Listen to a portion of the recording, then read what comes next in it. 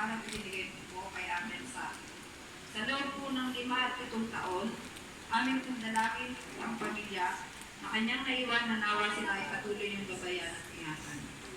Dalangin din po namin na dagdagan niyo pa ang kanilang pananampalataya sa inyo.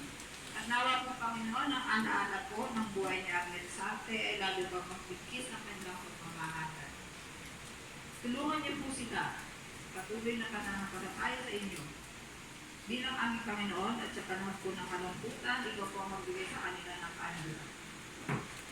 At mula po sa St. Peter Lifeline at ng Talban Chapel, ang aming pong kapoy pasasalamat sa buhay na pinagdalon niyo kay Amen Sate. Ito po ang aming samang dalangin sa pangalan ng Ama, ng Anak at ng Espiritu Santo. At para nga po pala sa bukas, sino po ang gustong di po sumama sa libing na makikipag-libing? Pumunta po dito ng alas 9:30. Tama po ba? May misa po dito ng alas 10. Pagkat po ng misa, ihahalin na po natin si Ginong Arnett sa Paraiso po. Ganda kami po sa inyo na.